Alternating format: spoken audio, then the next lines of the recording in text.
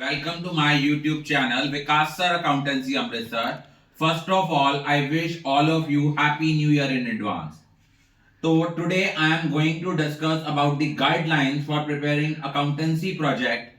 So I am going to share the sequence of the project.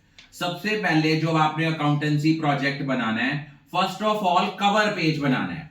अब आपके mind में question arise होगा, sir cover page पे क्या लिखेंगे?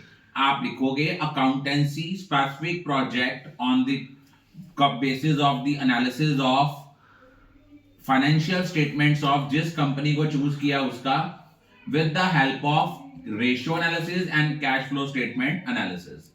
उसके बाद सर्टिफिकेट दोगे, एक्नॉलेजमेंट दोगे. एक्नॉलेजमेंट के बाद आता है इंडेक्स.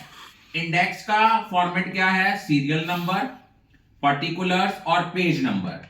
तो सबसे पहले आपने लिखना है meaning of ratio, ratio analysis, इनका objectives, importance, advantages, limitation, classification of ratios.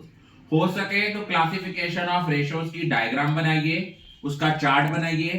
फिर लिखिए लिक्विडिटी रेशियोज क्या होती हैं, उनको एक्सप्लेन कीजिए. इसमें दो तरह की रेशियोज हैं, करंट रेशियो है, क्विक रेशियो है, then solvency ratio, profitability ratio, activity ratio. उसके बाद जो कंपनी आपने सेलेक्ट की है, आपने उसकी लाइफ हिस्ट्री के बारे में मिनिमम 3 to 4 पेजेस लिखने हैं. फिर आपने list of board of directors बनाना है, साथ ही साथ आपने फोटोग्राफ्स भी पेस्ट करने हैं. फिर आपने प्रिंट आउट लेना है सेलेक्टेड कंपनी की बैलेंस शीट का. बैलेंस शीट कौन सी लेनी है? जो कंसोलिडेटेड है. और आप लोगों ने पेस्ट करना है print out of statement of P&L. उसके बाद आपने इसका एनालिसिस करना है, जो मैंने ग्रुप में आपको एनालिसिस करके डाला हुआ है. फिर आपने 20th पॉइंट पे लिखना है कैश फ्लो का meaning, objective, importance, limitation, format देना है कैश फ्लो स्टेटमेंट का.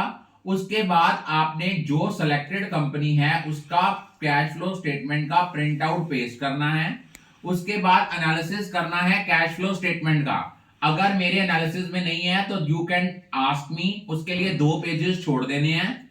उसके बाद नेक्स्ट पेज बनाना है बिब्लियोग्राफी, कि आपने डाटा कहां से लिया, कौन कौन से एक्सट्रैक्ट है, कंपनी की वेबसाइट की रिपोर्ट जो है, कंपनी की वेबसाइट, उसके बाद एनुअल रिपोर्ट्स, उसके बाद विकिपीडिया, अपनी बुक्स का नाम. फिर उसके बाद लास्ट आपका आता है टीचर रिमार्क्स.